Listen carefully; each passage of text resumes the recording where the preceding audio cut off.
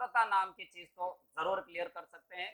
तो हम आइए शुरुआत करते हैं अपने फर्स्ट टॉपिक सौर मंडल की। सौर मंडल जो टॉपिक है उस टॉपिक के बारे में सुनते ही हमें यहाँ पर सौर मंडल टॉपिक सुनते ही हमें पता चल जाना चाहिए कि हमारे सबका पिताजी कौन है संपूर्ण ब्रह्मांड के अंदर। संपूर्ण ब्रह्मांड के अंदर अगर देखा जाए तो संपूर्ण ब्रह्मांड के अंदर सूर्य जो है उस सूर्य के अंतर्गत एक शब्द पढ़ने को मिल रहा होगा कि सूर्य क्या है, तारा।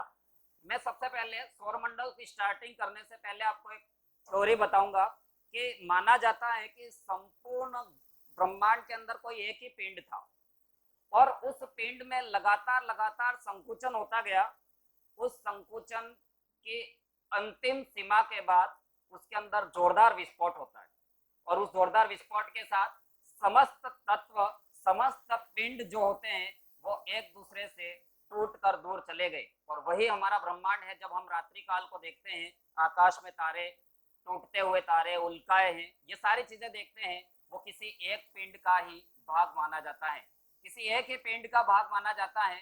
और उस थ्योरी को कहते हैं बिग बैंग थ्योरी, यानी कि महाविस्फोट सिद्धांत के अकॉर्डिंग माना जाता है कि समस्त तत्व संपूर्ण ब्रह्मांड में किसी एक ही तत्व से बने हैं। जब विस्फोट हो जाता है उसके बाद अरबों आकाशगंगाएं बनती हैं और अरबों आकाशगंगाएं जो हैं उनमें से हम सीधे टॉपिक टू टॉपिक बात करें तो हमारे आकाशगंगा का जो नाम है वो आपको पूछा जा सकता है। हमारी आकाशगंगा का नाम है वो आपको पूछा जा सकता है। छठी कक्षा की किताब के अंदर आपको दिया गया है। छठी कक्षा की किताब के अंदर दिया गया है कि हमारी आकाशगंगा का नाम क्या है, मंदाकिनी आकाशगंगा, मिल्की वे जिसको कहते हैं हम। कौन सी है तो मंदाकिनी। तो सबसे पहले शुरुआत यही करनी है कि वर्तमान में अगर हमारे सामने कोई प्रश्न पूछा जाए, सबसे पहला प्रश्न तो सौर मंडल जो है ये पूरा ब्रह्मांड है। इस ब्रह्मांड में असंख्य तारे हैं और इन असंख्य तारों के अंदर किसी कोने में हम पड़े हुए, और उस कोने के अंदर भी जो हमारा रहने की जगह है उस रहने की जगह को हम कहते हैं मिल्की वे। या हम कौन सी मिल्की वे का नाम हमने क्या लिखा, मंदाकिनी आकाशगंगा। और मंदाकिनी आकाशगंगा के भी यहाँ पर एक जो मार्ग है उस मार्ग का नाम है एरावत। ठीक है, उस मार्ग का क्या नाम है, एरावत मार्ग। तो एरावत मार्ग पर हमारा सौर मंडल स्थित है। अब सौर मंडल के अंदर यदि देखा जाए तो सौर मंडल में कितने सदस्य हैं उस सदस्य की बात की जाती है। आप सीधे सीधे जैसे ही सौर मंडल टॉपिक पढ़ते हैं तुरंत आपके दिमाग में एक शब्द आता है सूर्य, बुध, मंगल, बृहस्पति, शनि, अरुण, वरुण, बस खत्म, यहाँ तक नहीं है।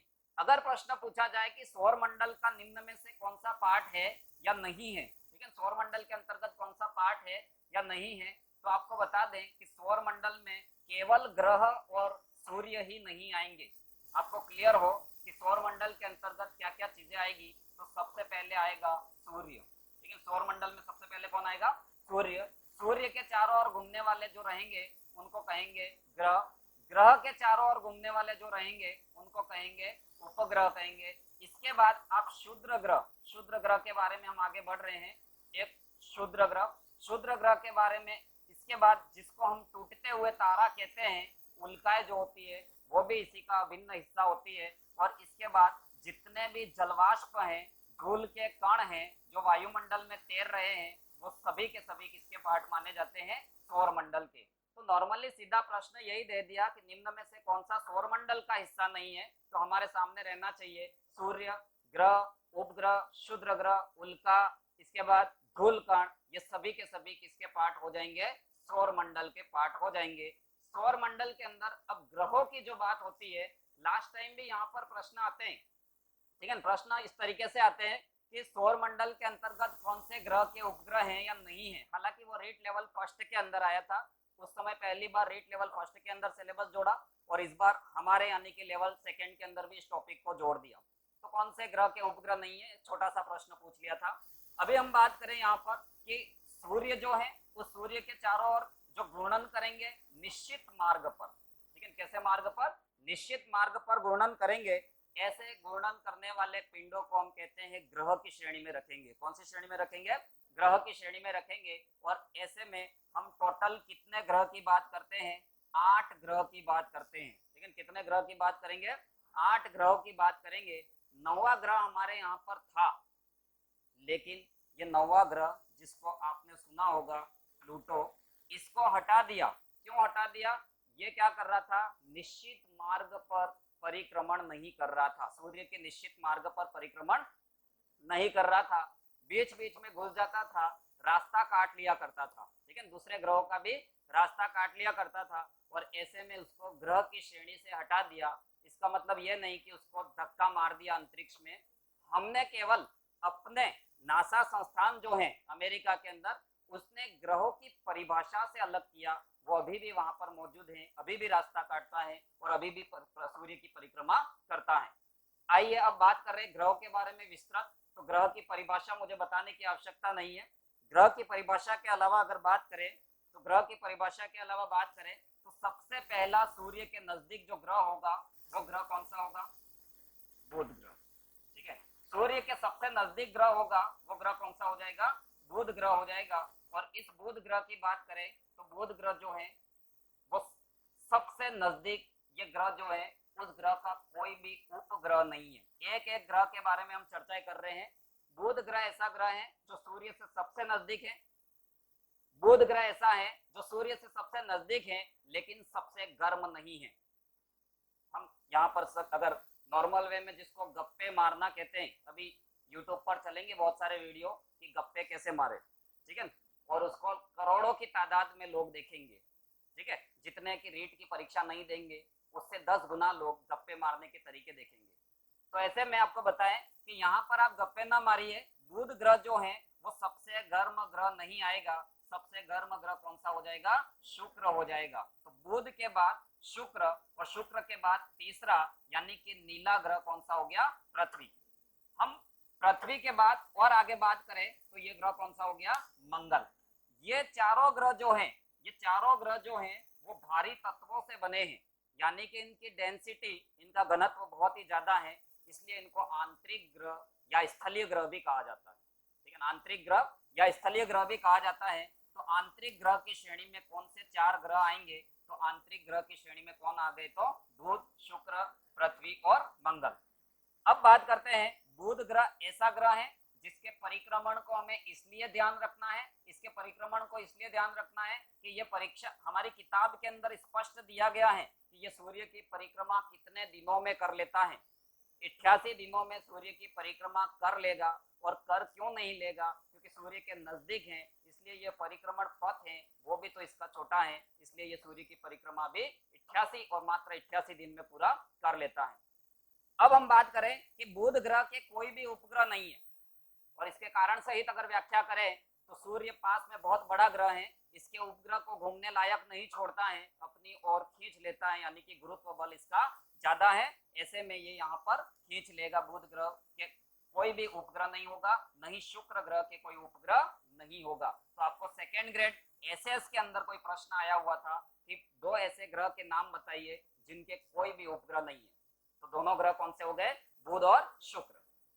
फिर बात करते हैं हम शुक्र पर, तो शुक्र पृथ्वी के सबसे नजदीक है, शुक्र पृथ्वी का लगभग वैसा ही घनत्व है, और शुक्र दिखने में भी थोड़ा थोड़ा पृथ्वी जैसा है, इसलिए शुक्र को कहा जाता है कि ये पृथ्वी की बहन है, ठीक है, क्या है? पृथ्वी की बहन है। और पृथ्वी की बहन के साथ ही इसको कहा जाता है कि इसको पृथ्वी से सुबह भी और शाम को भी देखा जाता है, यानी कि सुबह का तारा और सांझ का तारा या भोर का तारा और सांझ का तारा जो कहा जाता है वो किस किस ग्रह को कहा जाता है? तो इस शुक्र ग्रह को कहा जाएगा, ठीक है। पृथ्वी से कौन सा ग्रह दिख रहा है सुबह और शाम? शुक्र। और ऐसे में शुक्र को सुबह का तारा और सांझ का तारा कहा जाता है, साथ ही इसको इसके लगभग इसकी विशेषता सेम है, इसलिए इसको क्या कहा जाता है? पृथ्वी की बहन कहा जाता है। फिर हम पृथ्वी पर आते हैं। पृथ्वी पर आए तो पृथ्वी के आकार को हमें सबसे ज्यादा ध्यान रखना है, और हिंदी में भू आब ऐसा लिखा हुआ है, ठीक है। एनसीईआरटी 2020-21 की बात करें तो उसके अंदर लिखा हुआ है कि पृथ्वी का आकार कैसा है, और हम पढ़ के गए जियोड, हम पढ़ के गए संतरे के आकार का, नारंगी के आकार का, और ऐसा शब्द आ गया भू आब, ठीक है, तो उस समय हम अपना अपाई खो देंगे। तो ऐसी नई स्थिति ना हो उसके लिए ध्यान रहे कि पृथ्वी का आकार कैसा माना गया है? भू आब माना गया है। आगे चलकर हम बात करेंगे। इस पृथ्वी के बारे में कहे तो इसको नीला ग्रह कहा जाता है, और शायद नीला ग्रह क्यों कहा जाता है बताने की आवश्यकता नहीं है। यहाँ पर जल की मात्रा कितनी रहेगी, 71% के आसपास। तो ऐसे में यह पृथ्वी जो है वो एक नीला ग्रह हो गया। पृथ्वी सूर्य से दूरी के अनुसार कौन से क्रम का ग्रह हो गया, तीसरे क्रम का। और आकार में और घनत्व में कौन से क्रम का हो जाएगा, पांचवें क्रम का ग्रह हो जाएगा। ये विशेष ध्यान रखें, जो ये चित्र दिया हुआ है उसके जस्ट नीचे एनसीईआरटी में आप देखेंगे तो यहाँ पर स्पष्ट लिखा हुआ है कि पृथ्वी आकार में और घनत्व में सौर मंडल का कौन सा बड़ा ग्रह रहेगा, पांचवा ग्रह रहेगा। यहाँ पर विशेष फोकस कीजिएगा। इसके बाद हम आगे बढ़े। यहाँ 4 ग्रहों के बारे में हमने बात कर ली कि भाई बुध और शुक्र के कोई भी उपग्रह नहीं है। नीला ग्रह पृथ्वी जिसका आकार है जियोड, जिसको हिंदी में कहा जाता है भूभाग कहा जाता है, यह पृथ्वी सूर्य के चारों ओर लगभग 365 दिन में एक परिक्रमा पूरी करती है। और एक परिक्रमा वर्ष को, इसको ही हम एक वर्ष की संज्ञा देते हैं। 365 दिन को हम क्या कहते हैं, एक वर्ष की संज्ञा देते हैं। इसके बाद हम बात करें यहाँ पर मंगल ग्रह की। आजकल सबसे ज्यादा अगर यान जा रहे हैं, अभियान जा रहे हैं, ठीक है, तो वो कहाँ पर जा रहे हैं, मंगल ग्रह पर, क्योंकि यहाँ पर जीवन की संभावनाएं बताई जा रही है। लोग एडवांस में वहां पर प्लॉट बुक कर रहे हैं। तो ऐसे में यहाँ पर मंगल ग्रह के बारे में बात करें तो इसके बारे में एक ही इंपॉर्टेंट बात होती है कि इसके 2 उपग्रह हैं। पृथ्वी का उपग्रह कितने हैं, पृथ्वी के कितने उपग्रह, एक, ठीक है। पृथ्वी के कितने उपग्रह, एक, कौन, चंदा मामा, ठीक है, कौन है, हाँ। तो हम बात करेंगे यहाँ पर कि पृथ्वी के बाद मंगल पर जाए और मंगल के उपग्रहों की बात करें तो मंगल के 2 उपग्रह हैं, ठीक है, जिसके अंदर एक है डेमोस, और डेमोस उपग्रह जो रहेगा वो सौर मंडल का सबसे छोटा उपग्रह हो जाएगा, ठीक है। फेबोस और डेमोस 2 उपग्रह हैं, जिसमें से डेमोस जो हो जाएगा संपूर्ण सौर मंडल का सबसे छोटा उपग्रह हो जाएगा। ये आपको क्लियर रखना है। इसके बाद आपको यहाँ पर बीच में कुछ बिंदु दिखाई दे रहे होंगे, लास्ट तक दिख रहा है क्या, लास्ट तक दिख रहा होगा। यहाँ पर ये बिंदु दिखाई दे रहे होंगे, ये बिंदु नहीं, ये बिखरी हुई मिट्टी के कणों जैसे छोटे छोटे ग्रहों के ही या उस एक पिंड के ही भाग हैं, जो निश्चित मार्ग न होने के कारण इधर उधर भटकते हुई आत्माओं की तरह सूर्य की परिक्रमा करती है। भटकती हुई आत्माओं की तरह क्या कर रही है, सूर्य की परिक्रमा कर रहे हैं। ये पिंड जो है उन पिंडों को कहा जाता है क्षुद्र ग्रह, ठीक है। एक शब्द लिख रहा हूं मैं यहाँ पर, क्षुद्र ग्रह। तो क्षुद्र ग्रह की बात करें तो क्षुद्र ग्रह किसको कहेंगे, ये प्रश्न आने की अपेक्षा आपके लिए यह प्रश्न इंपॉर्टेंट है कि क्षुद्र ग्रह कौन से 2 ग्रहों के मध्य हैं,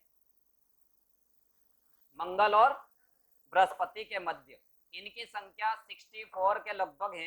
ये क्षुद्र ग्रह बृहस्पति और मंगल के मध्य लगातार वर्ष भर सूर्य की परिक्रमा करते रहते हैं। इनका कोई निश्चित मार्ग नहीं होता है, ये ध्यान रखना है।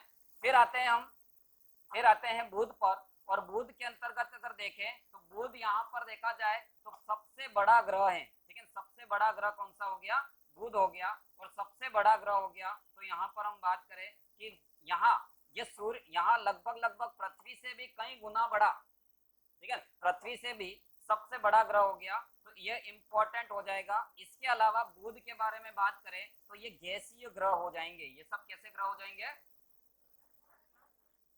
हाँ सॉरी, बृहस्पति ग्रह जो है वो यहाँ पर कैसे हो जाएगा, तो देखिएगा 4 प्रकार के ग्रह, मैंने बुध बोल दिया था, बृहस्पति ग्रह की बात करें, जुपिटर की बात करें तो ये गैसीय ग्रह हो जाएगा। कैसा ग्रह हो जाएगा, गैसीय ग्रह।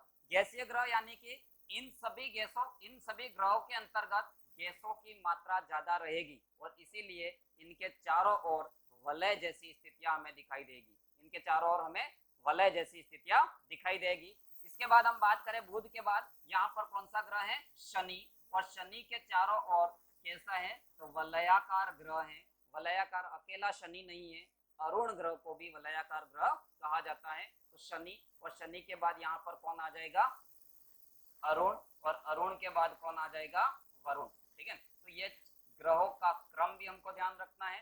4 ग्रह आंतरिक, बुध, शुक्र, पृथ्वी और मंगल।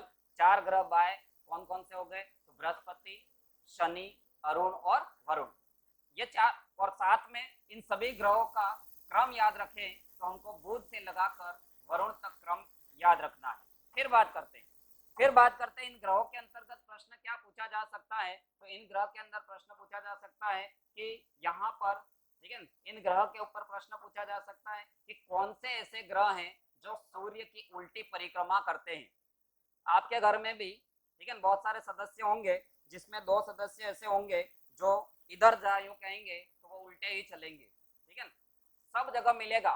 और ये यूनिवर्सल है क्योंकि सौर मंडल भी खुद इसको साक्षात हमारे सामने बताता है कि यहाँ पर 2 ग्रह, यानी कि एक तो कौन सा, शुक्र, और एक कौन सा, तो अरुण, ऐसे हैं जो सूर्य की उल्टी परिक्रमा करते हैं।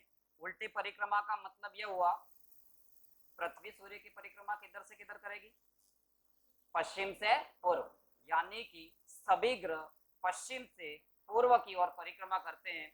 लेकिन शुक्र और अरुण दोनों हैं जो पूर्व से पश्चिम की ओर परिक्रमण करेंगे, और ऐसे में वहां पर सूर्योदय भी पश्चिम में होगा। हमारे यहाँ पर सूर्योदय कैसे होता है, पूर्व में, वहां पर सूर्योदय कहाँ होगा, पश्चिम में होगा। तो ये सौर मंडल के बारे में मोस्ट ऑफ इम्पोर्टेंट प्रश्न आपको ध्यान रखने हैं। सौर मंडल के अंतर्गत ये चारों तरफ आपने वर्तमान जो दृश्य देखा 2 साल पहले, हालांकि रीट के अभ्यर्थियों ने तो बहुत झेला है उसको, जिसको मैं कोरोना नाम दे रहा हूँ। कोरोना पहली बार 2 साल पहले ही अगर आपने सुना हो तो आपको बता दूं कि ये सालों साल से यहाँ पर मौजूद था। यानी कि सूर्य के चारों ओर का ये पार्ट जो देख रहे हैं आप, उसी को कहा जाता है कोरोना, जो आपको सूर्य ग्रहण के समय दिखाई देने वाली रिंग की भांति दिखाई देता है, ठीक है, इसी को क्या कहा जाता है, कोरोना कहा जाता है। लेकिन वो कोरोना और ये मेड इन चाइना कोरोना दोनों अलग है, ठीक है, दोनों अलग हैं, इसको आपको ध्यान रखना है। तो हम सौर मंडल में यहाँ पर श्योर हैं कि हमने जितनी चर्चाएं की है वो सारी 6 से 10 तक की किताबों का संपूर्ण है। हालांकि मैंने जिनको पढ़ाया है, जिनका सिलेबस कंप्लीट कराया है, उसमें एक भी प्रश्न ऐसा नहीं रहेगा जो 6 से 12 की किताबों से बाहर हो, यानी कि आपके नोट्स के अंदर वो सारी चीजें रहेगी। आइए दूसरे टॉपिक के बारे में बात करें। दूसरा टॉपिक हमारे साथ है यहाँ पर कौन सा, अक्षांश देशांतर। और सबसे ज्यादा लोग कंफ्यूज रहते हैं किसमें, अक्षांश देशांतर में, ठीक है, कि पहले अक्षांश और देशांतर को हमको समझना है। अक्षांश और देशांतर होते क्या है, क्यों इनका निर्धारण किया गया। तो सबसे पहले आपको ध्यान में लाना है, हमारी पृथ्वी जो है, हमारी जो पृथ्वी है वो ठीक ठीक वैसी है जैसे हमारे मटके होते हैं घरों में, ठीक ठीक उसी तरीके की है। यानी कि बीच में से पृथ्वी क्या है, उभरी हुई है। ग्लोब आपके माइंड में लाएंगे, बीच में से पृथ्वी क्या रहेगी, उभरी हुई, और ध्रुवों पर थोड़ी सी क्या है, दबी हुई। यानी कि चाक पर जब बर्तन बन रहा होता है वही प्रोसेसिंग से हमारी पृथ्वी बनी है। और ऐसे में पृथ्वी की अपनी गति के कारण, क्योंकि हम एक टॉपिक पढ़ने वाले पृथ्वी की गतियां, तो आपको ध्यान रहे पृथ्वी की जो गति है उसी गति के कारण पृथ्वी बीच में से क्या हो गई है, उभरी हुई, और पृथ्वी की गति के कारण ही ध्रुवों पर क्या हो गई है, दबी हुई। यानी कि इसी को हम जियोड या भूआब आकार कहते हैं, जियोड या भूआब आकार कहते हैं।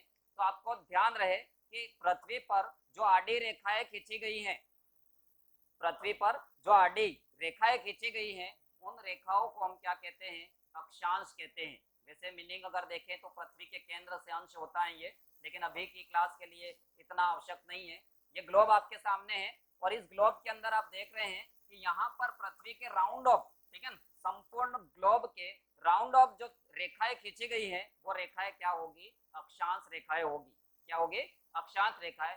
और अक्षांश रेखा में इक्वेटर या फिर इसको अपन भूमध्य रेखा कहे तो ये भूमध्य रेखा जो है वो इस संपूर्ण ग्लोब को कितने पार्ट में डिवाइड कर रही है, 2 पार्ट में डिवाइड कर रही है। एक उत्तरी गोलार्ध और एक क्या हो जाएगा, दक्षिणी गोलार्ध हो जाएगा, ठीक है। तो उत्तरी गोलार्ध और दक्षिणी गोलार्ध के रूप में हम बात करें। फिर अगर हम बात करें यहाँ पर, तो इस ग्लोब पर देखें तो हमारी बुक्स के अंतर्गत हमें 2-3 अक्षांश रेखाओं के बारे में बात करनी है। एक तो 23.5 डिग्री अक्षांश रेखा, एक 66.5 डिग्री अक्षांश रेखा, इनके बारे में भी हमको बात करनी है।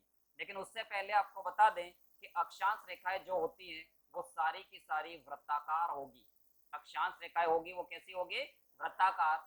वृत्त का आशय ये हुआ कि संपूर्ण ग्लोब पर चारों ओर खींची गई है, चारों ओर खींची गई है। तो अक्षांश रेखाएं जो होगी वो कैसी होगी, वृत्ताकार होगी। मैं यहाँ पर दोनों का मीनिंग लिखकर दोनों के बीच में कंपैरिजन देख लेते हैं हम।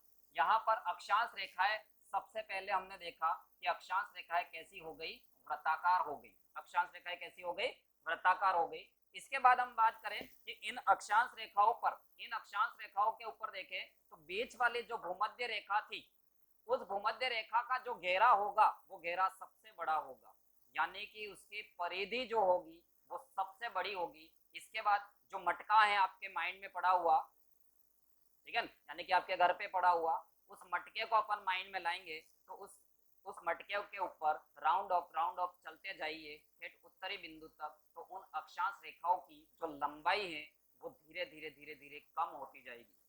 यानी कि आप इस बात को समझ रहे हैं कि भूमध्य रेखा से ध्रुवों की ओर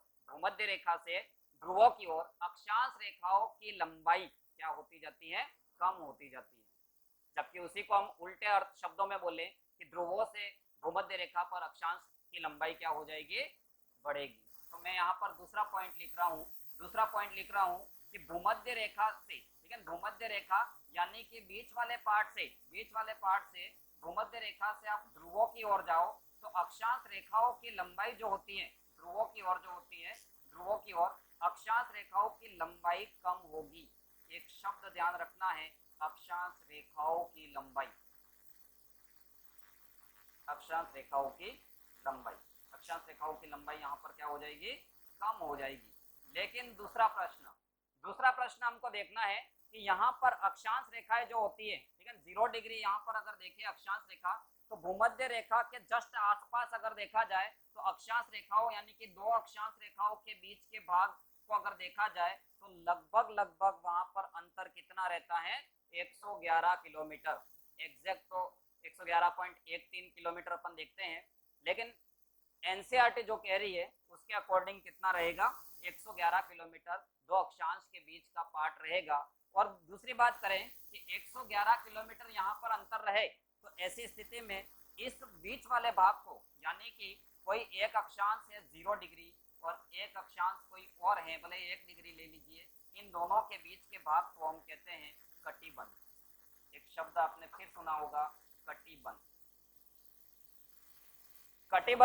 कटिबंध पर आएंगे तो हम बात करेंगे कि संपूर्ण पृथ्वी पर कितने कटिबंध हैं। तो संपूर्ण ग्लोब पर कटिबंधों को देखें तो कटिबंध कितने होते हैं, 7वीं की किताब का प्रश्न पूछ रहा हूं मैं आपसे, कितने कटिबंध होते हैं, ताप कटिबंधों की बात कर रहा हूं, 5 ताप कटिबंध, ठीक है। ये ध्यान रखना कि न तो मैं आपको यहाँ पर विद्वान बना रहा हूं, विद्वान आप यहाँ पर इस एक क्लास से नहीं बन पाएंगे, ठीक है, और आप यहाँ पर जो बनेंगे वो केवल और केवल यही होगा कि आप एग्जाम में प्रश्न जरूर क्लियर करके आएंगे, ठीक है। तो ये ध्यान रखना कि कर्क रेखा से लगाकर मकर रेखा के बीच का भाग उष्ण रहता है, इसलिए इस कटिबंध को हम कौन सा कटिबंध कहते हैं, उष्ण कटिबंध कहते हैं। 23.5 डिग्री उत्तरी अक्षांश को ट्रॉपिक ऑफ कैंसर के रूप में रीट की परीक्षा के अंदर ही प्रश्न पूछा गया है। आपने ओल्ड पेपर को सॉल्व किया हो तो मैं आपको बता दूं, 23.5 डिग्री अक्षांश रेखा को ट्रॉपिक ऑफ कैंसर, ठीक है, ट्रॉपिक ऑफ कैंसर के रूप में इसको पूछा गया है। ट्रॉपिक ऑफ कैंसर कौन सी अक्षांश रेखा को कहते हैं, तो 23.5 डिग्री उत्तरी अक्षांश, या फिर 23.5 डिग्री उत्तरी अक्षांश को हम क्या कहते हैं, कर्क रेखा कहते हैं। इसी तरीके से 23.5 डिग्री दक्षिणी अक्षांश को हम कौन सी रेखा कहेंगे, मकर रेखा कहेंगे। फिर बात करते हैं 23.5 से 66.5 तक पहुंच जाइए आप, और 66.5 डिग्री अक्षांश यानी कि आर्कटिक महासागर के आसपास है, आर्कटिक महासागर के आसपास है, इसलिए इस व्रत को हम कहते हैं आर्कटिक व्रत। एक छोटे छोटे प्रश्न आएंगे, उस समय आपको लगेगा कि हम बहुत पढ़ कर गए हैं और ये प्रश्न कहाँ से आया, ठीक है। तो आर्कटिक व्रत किसको कहते हैं, 66.5 डिग्री उत्तरी अक्षांश को, क्योंकि सभी अक्षांश वृत्ताकार होती हैं, हम पहले ही क्लियर कर चुके हैं।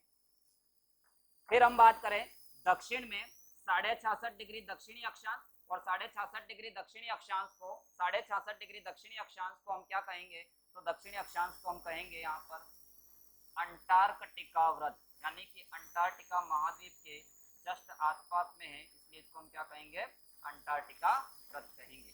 तो इस इसको ध्यान रखना है।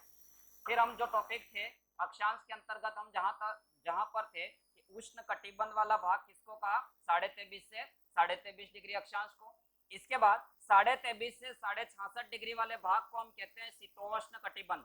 लेकिन कौन सा कटिबंध कहेंगे, शीतोष्ण कटिबंध, क्योंकि ये न तो ज्यादा शीत रहता है न ज्यादा उष्ण रहता है, और इसलिए इसको क्या कहा जाता है, शीतोष्ण कटिबंध। और ध्रुवों पर हमेशा हमेशा तापमान की कमी रहती है, इसलिए ये ध्रुव कैसे होते हैं, शीत होते हैं। तो वापस से देख लेना कि शीत कटिबंध दो हो गए, एक उत्तरी ध्रुव पर एक दक्षिणी ध्रुव पर। दो शीतोष्ण कटिबंध हो गए, एक उत्तरी गोलार्ध में एक दक्षिणी गोलार्ध में, और एक उष्ण कटिबंध हो गया 23.5 से 23.5 के मध्य। यानी कि टोटल कितने ताप कटिबंध है, 5। ऐसा प्रश्न भी आरपीएससी जब सेकेंड ग्रेड के एग्जाम अलग अलग विषय के साथ अलग अलग जीके का पेपर आया करता था, उस समय भी पूछ लिया था उसने कि टोटल ताप कटिबंध कितने हैं, 5। ठीक है, तो इसको आप ध्यान रखिएगा कि 5 ताप कटिबंध कौन से हो गए, 2 हो गए शीत ताप कटिबंध, 2 हो गए शीतोष्ण, और एक कौन सा हो गया, तो उष्ण ताप कटिबंध हो गया। वापस से आइए अक्षांश रेखाओं के अंदर। हमने अभी तक देखा अक्षांश रेखाएं वृत्ताकार होती है, अक्षांश रेखाएं ग्लोब पर आड़े खींची जाती है, दो अक्षांशों के बीच के भाग को हम कटिबंध कहते हैं। अक्षांश रेखाओं की लंबाई, अक्षांश रेखाओं की लंबाई भूमध्य रेखा से ध्रुवों की ओर जाएंगे तो क्या होगी, कम होगी। वहीं दूसरे अर्थों में अपन बात करें तो अक्षांश रेखाओं के बीच की दूरी अगर देखें तो बीच की दूरी भूमध्य रेखा पर देखें तो कितना, 111 किलोमीटर, लेकिन यहाँ पर देखें तो 111.7 किलोमीटर। समझिएगा इसको, यानी कि अक्षांश रेखाओं के बीच की दूरी, दो अक्षांश रेखाओं के बीच की दूरी जो है भूमध्य रेखा पर कितनी है, 111 किलोमीटर, जबकि ध्रुवों पर जाएंगे तो कितनी मिलेगी, 111.7 किलोमीटर मिलेगी। इसका मतलब एक लाइन और याद रखनी है कि अक्षांश रेखाओं के बीच की दूरी, अक्षांश रेखाओं के बीच की दूरी भूमध्य रेखा से ध्रुवों की ओर जाने पर बढ़ती है। और ये प्रश्न भी पूछा जा चुका है, बहुत ही आरपीएससी का चहेता प्रश्न माना जाता है। अक्षांश रेखाओं के बीच की दूरी, अभी हमने क्या लिखा था, अक्षांश रेखाओं की लंबाई लिखा था, लेकिन अक्षांश रेखाओं के बीच की दूरी जो है, ये बीच की दूरी जो है वो बीच की दूरी भूमध्य रेखा से ध्रुवों की ओर जाएंगे तो कम होगा। और यदि उस समय भी समझ में ना आए तो मटका ध्यान में लाइएगा, बीच का मटके पे लाइन घुमाइएगा, फिर घुमाइए, फिर घुमाइए, और देखेंगे कि उस मटके में जो इस वाली परत है जहां से आप लोटा या ग्लास डालकर पानी निकालते हैं, ये वाली जो परत है वहां पर अगर कोण को निर्धारित करके राउंड खींचने लगेंगे तो ये बीच का गैप लगातार क्या होता जाएगा, बढ़ता चलेगा। और ऐसे में अक्षांश रेखाओं के बीच की दूरी जो होती है वो भूमध्य रेखा से ध्रुवों की ओर लगातार क्या होगी, कम होगी। इस बात को गांठ बांध लेना। इसके बाद अक्षांश रेखाओं के अंतर्गत बात करें कि क्यों अक्षांश रेखाओं का अंकन किया जाता है, तो किसी स्थान का निर्धारण करने के लिए, किसी स्थान का निर्धारण करने के लिए कि कोई स्थान किस जगह है। जैसे हम कहते हैं कि भारत किस लोकेशन में है या राजस्थान किस लोकेशन में है, तो हम उस समय अक्षांश बोल रहे होते हैं। ठीक है, ऐसा नहीं कि भारत के बारे में आपको अमेरिका में जाकर पूछा कि किधर है, तो पाकिस्तान के साइड में ऐसा ना बोलकर हमको अक्षांश रेखाएं बोलनी है। ठीक है, कि इस अक्षांश से 68 डिग्री 7 से 97 डिग्री 25 मिनट देशांतर और 8 डिग्री 4 से 37 डिग्री 6 अक्षांश के मध्य रहेगा, ये बोलना होगा आपको। तो मेरे ख्याल से अक्षांश रेखाओं के बारे में जो हमारी 6 से 10 की किताबें थी उसके अंतर्गत कंप्लीट हो गया। केवल अक्षांश को ही पढ़ना हो तो हमारे पास लगभग 4 से 6 घंटे होने चाहिए, जो सेकेंड ग्रेड वाले साथियों ने भी बहुत अच्छे से देखा है। अब बात करते हैं देशांतर रेखाओं की, फिर दोनों का कंपैरिजन अपन सामने रखेंगे। देशांतर रेखाएं जो होगी, देशांतर रेखाएं जो होगी वो कैसे खींची जा रही है, खड़ी खींची जा रही है। ठीक है, देशांतर रेखाएं कैसे खींची जा रही है, खड़ी खींची जा रही है। और देशांतर रेखाएं जो खड़ी खींची जा रही है यानी कि वो जो मटका है उस मटके के उत्तर का पॉइंट और दक्षिण के पॉइंट को ध्यान में रखते हुए यहाँ पर क्या खींची जा रही है, देशांतर रेखाएं खींची जा रही है। और ऐसे में एक सर्कल जो होता है वो 360 डिग्री का होगा। आप मानिएगा एक एक डिग्री के अंतराल में टोटल कितनी देशांतर होगी, तो टोटल देशांतर होगी 360। टोटल देशांतर कितनी होगी, 360 डिग्री, यानी कि हम यहाँ पर 0 से स्टार्ट करें और इस 0 से स्टार्ट करने के बाद 1 2 करके आगे बढ़े तो टोटल कितनी देशांतर हो जाएगी 360। रखना है कि देशांतर रेखाएं अर्धवृत्ताकार होती हैं। देशांतर रेखाएं कैसी होती है? अर्धवृत्ताकार होती हैं। और इस शब्द को फिर से समझिएगा कि उत्तरी ध्रुव से दक्षिणी ध्रुव तक हम हर देशांतर को वहीं पर ले जाकर रखते हैं और उससे हमको ये पता चलता है ये देशांतर हो गई। दूसरा, पृथ्वी जब घूर्णन करती है तो पृथ्वी का आधा भाग ही सूर्य के सामने रहता है, आधा भाग ही सूर्य के सामने रहता है। मैं एक एग्जांपल बताऊं कि भारत की मानक समय रेखा है 82.5 डिग्री पूर्वी देशांतर। अगर उस 82.5 डिग्री पूर्वी देशांतर को पृथ्वी के चारों ओर घुमाकर एक ही मान लिया होता तो पढ़ने में काफी असुविधा हो जाती कि 82.5 डिग्री देशांतर पर सूर्य उदय हो रहा है एक जगह तो दूसरी जगह तो रात है, क्योंकि पृथ्वी का एक ही भाग हमेशा किसके सामने रहेगा? सूर्य के सामने रहेगा। पूरा मटका अगर माइंड में है तो हम ध्यान रखेंगे कि 82.5 डिग्री भारत वाली देशांतर जब सूर्य के सामने आ रही है तो पृथ्वी का आधा भाग ऐसा रहेगा जो सूर्य के सामने नहीं है। और इस असुविधा को ध्यान में रखते हुए ये जितनी भी खींची गई वो सारी देशांतर रेखाएं कैसी खींची गई? अर्धवृत्ताकार खींची गई। इन देशांतर रेखाओं के बीच के गैप को क्या कहा जाता है? तो गौर कहा जाता है। ठीक है, क्या कहा जाएगा? गौर कहा जाएगा। ये आपको ध्यान रखना है। फिर हमको दो देशांतर रेखाओं का याद रखना है, एक तो 0 डिग्री देशांतर रेखा और एक 180 डिग्री देशांतर रेखा। 0 डिग्री देशांतर रेखा और 180 डिग्री देशांतर रेखा कक्षा 6 की किताब के अंदर दिया हुआ है, उसको मैं यहाँ पर शो करूंगा कि 180 डिग्री देशांतर रेखा यानी कि 180 डिग्री पूर्वी एवं पश्चिमी। आपको जरूर कंफ्यूज किया जाएगा यहाँ पर। 180 डिग्री पूर्वी एवं पश्चिमी देशांतर रेखा जो होती है वो यहाँ मोड़ी हुई आपको नजर आती है। और इस मुड़ी हुई देशांतर रेखा का मतलब ये है कि ये इंटरनेशनल डेट लाइन है, यानी कि अंतर्राष्ट्रीय तिथि रेखा है। ये कौन सी रेखा है? अंतर्राष्ट्रीय तिथि रेखा है। हमने ये पढ़ा है कि 180 डिग्री अंतर्राष्ट्रीय तिथि रेखा है, हम पढ़कर आगे बढ़ चुके हैं, लेकिन हमें कंफ्यूज करने के लिए ऑप्शन में पूछा जाएगा कि 180 डिग्री कौन सी, पूर्वी या पश्चिमी। तो यहाँ ऑप्शन कक्षा 6 की किताब के अंदर स्पष्ट लिखा हुआ है कि 180 डिग्री पूर्वी एवं पश्चिमी देशांतर, यानी कि दोनों एक ही होती हैं। दोनों क्या होगी? एक ही। इस मैप को मैं राउंड कर दूं तो इस 0 डिग्री, ये 180 डिग्री के जस्ट विपरीत जो देशांतर होगी वो ये रही। इस पूरे मैप को मैं राउंड कर दूं तो यहाँ पर इस 180 डिग्री के जस्ट विपरीत होगी, वो कौन सी होगी? 0 डिग्री होगी। और इस 0 डिग्री को कहते हैं अंतर्राष्ट्रीय समय रेखा। ठीक है, इसको हम क्या कहेंगे? अंतर्राष्ट्रीय समय रेखा। और अंतर्राष्ट्रीय समय रेखा को हम ग्रीनविच रेखा भी कहते हैं। ठीक है, कौन सी रेखा कहते हैं? ग्रीनविच रेखा भी कहते हैं। पूरे कॉन्फिडेंट के साथ, पूरे आत्मविश्वास के साथ और पूरे भरोसे के साथ आप पढ़िए कि हम यहाँ पर जो 1-1.5 घंटा 2 घंटे का यूज कर रहे हैं वो हमारे जीवन के अंदर बहुत ही परिवर्तनकारी रहेंगे। तो अंतर्राष्ट्रीय समय रेखा 0 डिग्री अक्षांश देशांतर रेखा को कहेंगे। 0 डिग्री देशांतर रेखा लंदन से निकाली गई है।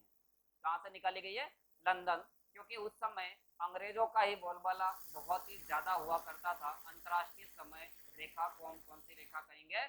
ग्रीनविच रेखा। हम जब मोबाइल में समय का अंकन करते हैं, मोबाइल में टाइम मिलाते हैं, उस समय आता है GMT 5.30 प्लस, यानी कि क्या हम यहाँ पर इंडिया के अंदर रहते हैं और इंडिया की जो मानक समय रेखा है वो कौन सी मानी जाती है? 82.5 डिग्री पूर्वी देशांतर। कौन सी देशांतर? पूर्वी देशांतर। यानी कि 0 डिग्री से 1 2 ऐसे करते करते 82 और ऐसे करते करते 180 डिग्री तक यहाँ पर आएगा। ठीक उसी तरीके से 0 डिग्री से पश्चिम की ओर भी आगे बढ़ते बढ़ते, ये पश्चिम की ओर भी आगे बढ़ते बढ़ते जो 180 डिग्री होगी वो वही होगी जो पूर्व की ओर खींची गई थी। यानी कि 180 डिग्री देशांतर क्या होगी? एक ही होगी। क्या होगी? एक ही होगी। उसके आगे पूर्वी एवं पश्चिमी देशांतर दोनों आप लगा सकते हैं, ये ध्यान रखना है। इस 82.5 डिग्री पूर्वी देशांतर की बात हम क्या कर रहे थे कि यहाँ भारत का टाइम जो है वो इस ग्रीनविच रेखा के टाइम से कितने घंटे आगे हैं? तो 5.5 घंटे आगे हैं। अंग्रेज कितना भी घूम ले, ठीक है, लेकिन हमसे कितना पीछे रहेंगे? 5.5 घंटे पीछे ही रहेंगे। किससे किसी भी हालत में वो आगे नहीं बढ़ सकते। केवल एक ही कंडीशन में आगे बढ़ सकते हैं, अगर पृथ्वी उल्टा घूमना चालू कर दे, ठीक है, और ऐसा संभव नहीं है। तो 5.5 घंटे पहले हमारे यहाँ सूर्योदय हो जाएगा और उसके बाद वहां पर सूर्योदय होगा। तो इस बात को भी आप समझ लेना, भारत की मानक समय रेखा। तो देशांतर रेखाओं में हमने क्या सीखा, देशांतर रेखा जो होती है वो ग्लोब पर कैसे खींची जाती है, खड़ी खींची जाती है। देशांतर रेखाएं जो होती है वो एक राउंड ऑफ पृथ्वी पर खड़ी तो खींची जाती है, लेकिन संपूर्ण पृथ्वी पर चारों ओर नहीं खींची जाती, यानी कि ये कैसी होगी, अर्धवृत्ताकार होगी। ये कैसी होगी, अर्धवृत्ताकार होगी। फिर बात करते हैं देशांतर के बारे में। दो देशांतर के बीच वाले पार्ट को हमने कौन सा एरिया कहा, गोर कहा, जबकि दो अक्षांश के बीच के भाग को हम क्या कहते हैं, तो कटिबंध कहते हैं। क्या कहेंगे, कटिबंध कहेंगे। फिर हम बात करें कि भूमध्य रेखा से ध्रुवों की और अक्षांश रेखाओं की लंबाई क्या हुई, लेकिन सभी देशांतर रेखाओं की लंबाई बराबर रहेगी। ध्यान रखना, सभी देशांतर रेखाओं की लंबाई प्रॉपर और प्रॉपर खुद देशांतर रेखा की बात करें तो बराबर रहेगी, एक को छोड़कर। और एक कौन सी, ये 180 डिग्री को इतना मोड़ा गया, 4 जगह से इसको लगभग मोड़ा गया। तो ऐसे में इसलिए कि ये एशिया का भाग था, तो यहाँ पर भी तारीख सेम रहे। मैं इंटरनेशनल डेट लाइन के बारे में बात कर लेता हूँ कि अगर हमारे यहाँ पर आज क्या वार है, तो अमेरिका में सोमवार कर लेते हैं, हमारे यहाँ पर क्या वार कर लेते हैं, रविवार कर लेते हैं, ठीक है ना। हम कौन सा वार कर लेते हैं, देखिएगा, हम अमेरिका के अंदर जाएंगे तो वो एक दिन हमसे क्या हो जाएंगे, पीछे हो जाएंगे। एक दिन हमसे क्या हो जाएंगे, पीछे हो जाएंगे। जैसे कि समझेंगे, ये -1 में चलता है और ये +1 में चलता है। प्रश्न पुरानी आरबीएससी के जब 7वीं की किताब हुआ करती थी उसमें ये था कि कोई यात्री पूर्व में यात्रा करते हुए, पूर्व दिशा में यात्रा करते हुए इस इंटरनेशनल डेडलाइन को पार कर जाता है तो क्या होगा, क्या होगा। यानी कि आज हमारे यहाँ पर क्या तारीख हो गई, 4, तो अमेरिका में अभी कौन सी तारीख चल रही है, 3। वो सो रहे हैं, उनको पता भी नहीं है कि हम यहाँ पर रीट पात्रता लेवल 2 का विश्व भूगोल पढ़ रहे हैं, ठीक है। यानी कि वहां पर क्या है, 3 तारीख, और हमारे यहाँ पर कौन सी तारीख है अभी, 4। तो एक दिन का नुकसान होगा कि फायदा, मतलब 4 तारीख जैसे तैसे करके जिए थे, फिर 3 तारीख आ गई, नुकसान नहीं फायदा होगा। क्या होगा, एक दिन जीवन में और बढ़ जाएगा, यानी कि एक दिन का यहाँ पर क्या होगा, लाभ होगा। इस टाइप के प्रश्न भी कई बार पूछे गए हैं। तो कोई यात्री जहाज से पूर्व दिशा की ओर यात्रा करते हुए अगर इस इंटरनेशनल डेडलाइन को पार कर जाता है तो एक दिन का सीधा सीधा उसको क्या हो जाएगा, लाभ होगा। यहाँ पर एक तारीख कम हो जाएगी, एक तारीख ज्यादा। यहाँ अगर आज सोमवार है तो वहां पर वो रविवार में सो रहे हैं, ठीक है।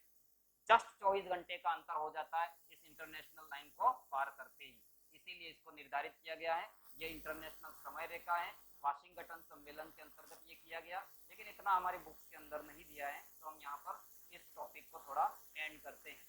अक्षांश देशांतर के बारे में केवल इसके अंतर देख लेना वापस से। अंतिम रूप से अक्षांश कैसी हो गई, वृत्ताकार, देशांतर कैसी हो गई, अर्धवृत्ताकार।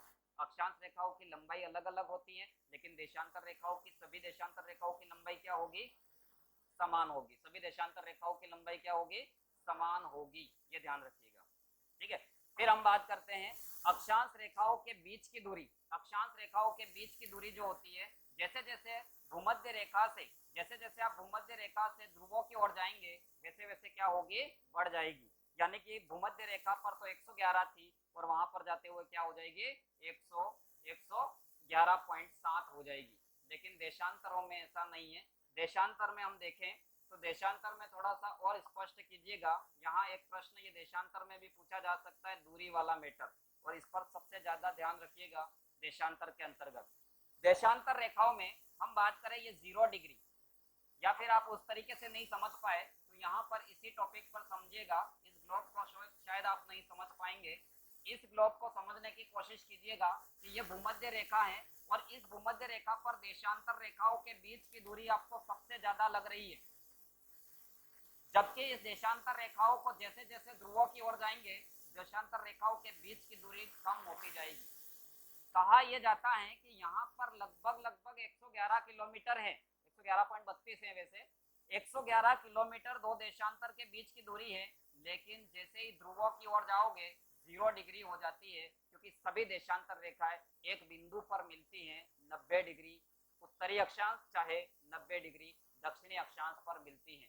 इसका मतलब यह हुआ कि देशांतर रेखाओं के बीच की दूरी भूमध्य रेखा से ध्रुवों की ओर कम होती है, भूमध्य रेखा से ध्रुवों की ओर कम होती है। इसको भी विशेष ध्यान रखें। तो इस तरीके से हमने दूसरा टॉपिक कंप्लीट कर लिया, अक्षांश देशांतर क्या चीज है। तीसरे कंसेप्ट बेस वाले